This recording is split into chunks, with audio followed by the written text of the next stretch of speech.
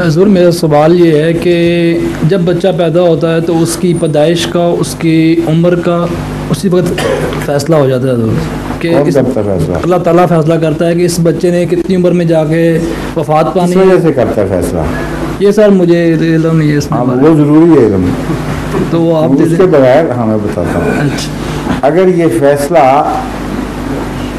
ایسا فیصلہ ہو کہ جو دماغ میں آگے لکھ دیا ہے تو اس فیصلے کی کوئی حکمت نہیں ہوگی.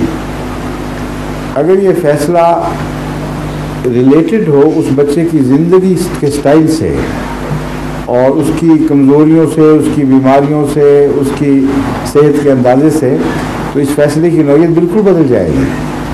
مثلا ایک برج جب ایک انجینئر بناتا ہے جی، تو وہ یہ فیصلہ کرتا ہے کہ یہ فلاں سن سے لے کر فلاں سن تک چلے گا. وہ اس کی موت کے فیصلہ نہیں کر رہا ہوتا، اصل میں وہ اس برج کی زندگی کا تخمینہ لگا رہا ہوتا ہے، اور اس تخمینے میں بعض دفعہ 10-20 سال کا فرق پڑ جاتا ہے، لیکن اس کا فیصلہ اس بات پر مبنی نہیں ہوتا کہ میں چاہتا ہوں کہ یہ برج 2020 میں جا کر ڈسٹرائے ہو جائے. یہ نہیں مطلب ہوتا.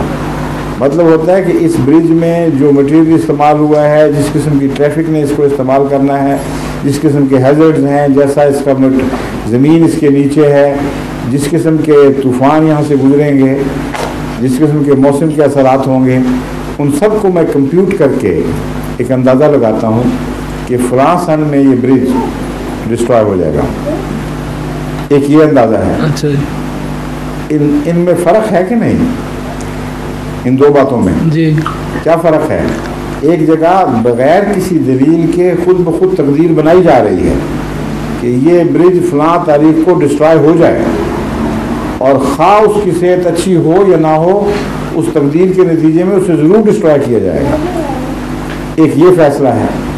ایک فیصلہ ہے ان تمام حالات پر نظر رکھ کر ایک عاقل دانش کا فیصلہ، جن حالات میں اس نے اختیار بھی دیا ہے اور جانتا ہے کہ اس اختیار کو یہ چیز اس طرح استعمال کرے گی.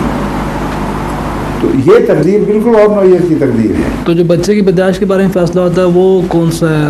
وہ جہاں تک میں سمجھا ہوں یہ دوسری تقدیر سے جو میں اب بیان کر رہا ہوں اس سے ہوتا ہے. اچھا، اللہ تعالیٰ جانتا ہے ہر بچے کے متعلق جی کہ اس کی ایسی صحت ہے، اس کے ماں باپ کی ایسی صحت ہے، اس کے اندر جراثیم ایسے ہیں، اس کے خلیوں میں یہ کمزوریاں ہیں.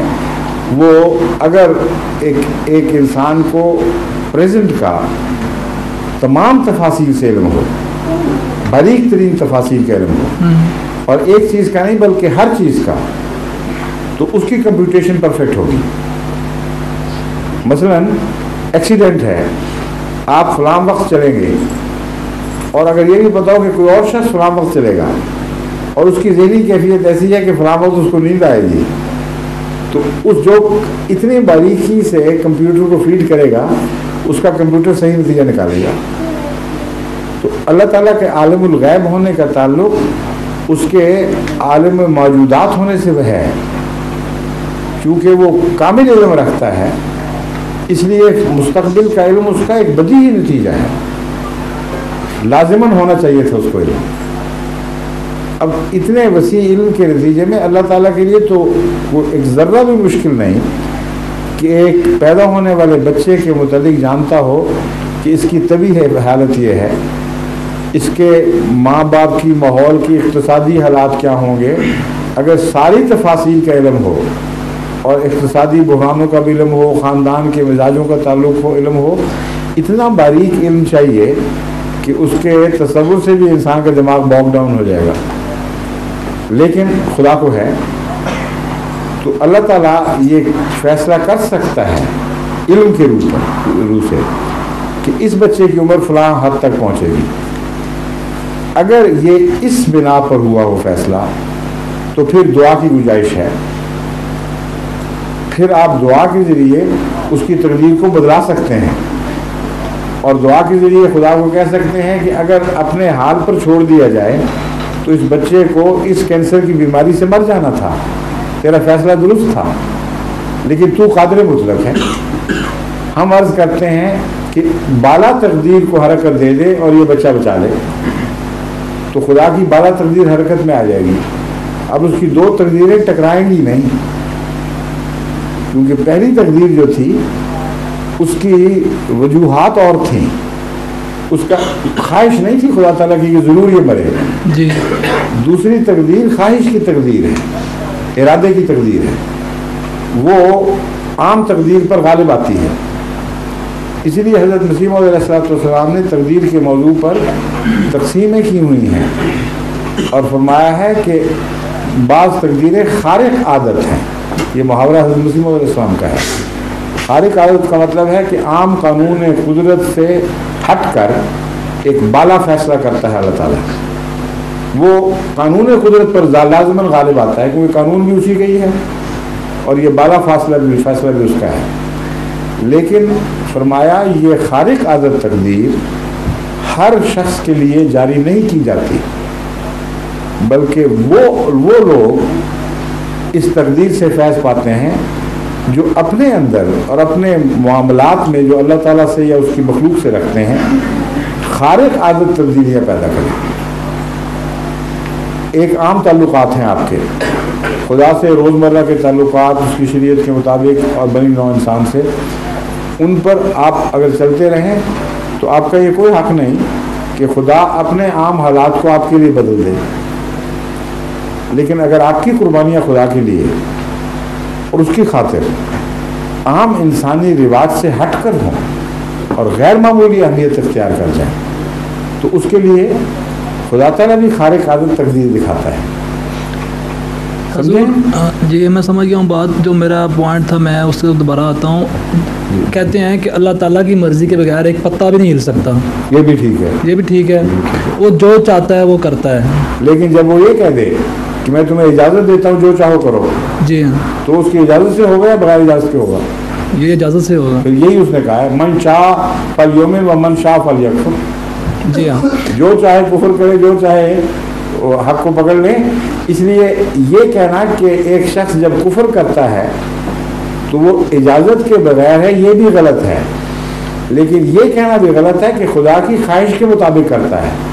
اسی لیے میں نے آپ کے سامنے کھول کر یہ دو باتیں الگ الگ بیان کی تھیں کیونکہ مجھے پتا تھا کہ اس قسم کے مخمصوں میں آپ پڑ جائیں گے. جی. خواہش کی تقدیر اور چیز ہے اور علم کی تقدیر اور چیز ہے. اللہ تعالیٰ نے یہ فیصلہ کر لیا کہ میں اجازت دیتا ہوں، یہ ایک تقدیر ظاہر ہو گئی. لیکن یہ خواہش نہیں ہے اللہ تعالیٰ کی کہ بعض لوگ گند کریں اور بعض لوگ میری بغاوت کریں. اجازت کے نتیجے میں یہ کہا جا سکتا ہے کہ اجازت نہ ہوتی تو یہ نہ کر سکتے، یہ کہا جا سکتا. جی بالکل. مگر اجازت دینے والے پر ان کے کرنے کی ذمہ داری آج نہیں ہوگی کیونکہ اس نے خواہش نہیں کی تھی کہ یہ کریں. اسکول میں جب استاد پڑھاتے ہیں تو استاد بچے کو ایک قسم کی اجازت ہے، زیادہ پڑھے کم پڑھے، توجہ سے بڑے عدم توجہ کریں، یہ اجازت ہے اس کو. جی ہاں. ورنہ اس کے ہر معاملے میں بے انتہا دخل دیا جاتا ہے. اس اجازت کے نتیجے میں بعض بچوں کو استاد فیل کرتا ہے. جی. اور اس میں قصور کس کا ہے، اجازت دینے والے کا یا اجازت سے نجائز فائدہ اٹھانے والے کا؟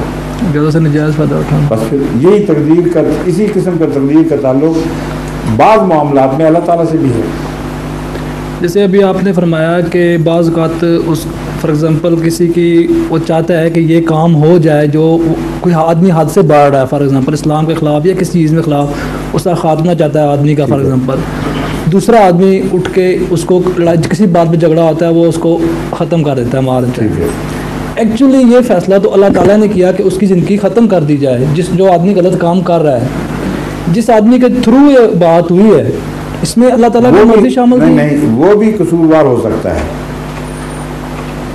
اس کی وجہ یہ ہے جی کہ اللہ تعالیٰ نے جس شخص کو یہ اجازت دی اس شخص کے اپنی نیتیں بھی تھیں کچھ، اور ان نیتوں کے مطابق اس کو جزا ملے گی. ایک شخص جو اس نیت سے کسی کو مارتا ہے کہ اللہ تعالیٰ کا حکم ہے، جیسا کہ جنگ میں مسلمانوں نے دوسروں کو مارا، ان کی نیت کے نتیجے میں قتل کا فعل قابل تحسین بن گیا، لیکن ایک شخص بری نیت سے مارتا ہے، خواہ فعل اپنی ذات میں اچھا ہو، جہاں تک اس شخص کا تعلق ہے اس کو ضرور سزا ملے گی، اور جو جہاں تک واقعہ کا تعلق ہے وہ اچھا واقعہ رونما ہوگا۔ ایک آدمی غلطی سے قصوروار دونوں کسی قاتل کو مار دے گا جی، تو قاتل کی سزا تو مل گئی نا، لیکن اس شخص کو اگر قانون نے اختیار نہیں دیا تھا تو وہ بھی پکڑا جائے گا، وہ بھی پکڑا جائے گا، اس لیے اس کو اپنی نیت کے مطابق جزا ملے گی۔ یعنی اس کے اپنے گناہوں کا کرتا ہو، اس کا اس صورت میں پیش آیا اس کے سامنے کہ اس نے کسی کو مار دیا اور اسے قانون کی گرفت میں آ کے سزا ملی۔ یہ بھی تو ہو سکتا ہے کہ وہ کسی اور گناہوں کی پاداش میں اس سزا کا مستحق ہوا ہو، اللہ تعالیٰ نے اس کو استعمال کر لیا ہو۔ ٹھیک ہے، جس طرح حکومتیں بھی بعض دفعہ مجرموں سے جرموں کے کام لیتی ہیں کہ نہیں؟ بالکل سمجھ گیا، لیکن اگر وہ پکڑا جائے تو اس کو سزا بھی ملتی ہے پھر۔ جی ہاں سر، ایتھوپیا میں جب اتنے غریب بچے پیدا ہوتے ہیں اور وہ بھوک کی وجہ سے فوت ہو جاتے ہیں، کیا ان بچوں کی پیدائش اور ان کا بعد کا جو ابھی آپ نے بات کی تھی کہ اللہ تعالیٰ کا پتہ ہے، آپ پھر وہی محدود سوچ سے سوچ رہے ہیں جی، آپ یہ کیوں نہیں دیکھتے کہ خدا تعالیٰ نے اگر انسان کو اپنے اقتصادیات کو حکمت سے چلانے اور نہ چلانے کا اختیار دے دیا، اچھا ٹھیک ہے، تو کیا وہ غلطیوں کو ذمہ دار نہیں؟ اور اگر خدا نے یہ تاکید کر دی کہ باوجود ان غلطیوں کے بھوکوں کو تم نے کھانا کھلانا ہے اور دنیا میں اتنی خوراک موجود رہے ہمیشہ کہ اگر کوئی کھلانا چاہے تو کھلا سکے، تو پھر مجرم خدا ہے یا وہ لوگ ہیں جو وہ لوگ ہیں، میں سمجھ گیا ہوں ٹھیک۔ اور اگر ان کی ضمیر کی آواز بھی ان کو یہی بتا رہی ہو کہ کھلانا چاہیے اور پھر وہ غلط فیصلہ کریں، پھر کون مجرم بنے گا؟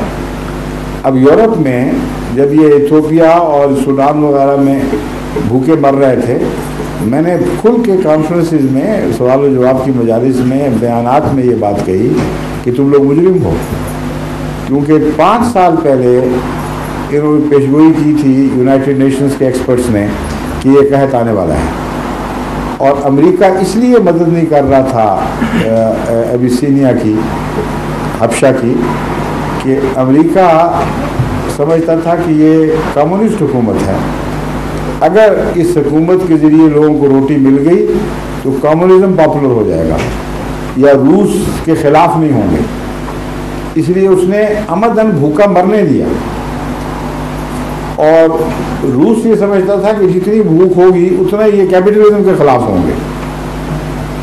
دونوں نے اپنے اپنے خود غرضی کے کچھ فیصلے کیے، نتیجہ یہ کہ خدا کی مخلوق مر رہی تھی۔ یورپ کا یہ قصور تھا کہ یہاں اس زمانے میں شاہ سرخیاں چھپ رہی تھیں کہ گوشت کے، انڈوں کے اور مکھن کے پہاڑ بن گئے ہیں جو حکومت اپنے قانون کے مطابق پروڈیوسر سے خریدنے پر مجبور ہے، اس کو ہم کہاں پھینکیں ہیں؟ کسی نے، شریف انسان نے یہ نہیں کہا کہ بھوکوں کے پیٹ میں کیوں نہیں پھینکتے، تلف کیے گئے لیکن یہ توفیق نہ ملی کہ ان تک پہنچائے۔ تو انسان کے جرائم ہیں جو انسان کو دکھ دیتے ہیں، اور جہاں اجتماعی اختیار دے دیے گئے ہوں وہاں پھر انفرادی دخل اندازی کا حق نہیں ہے۔ جی میں سمجھ گیا ہوں۔ تو ایک سوال اور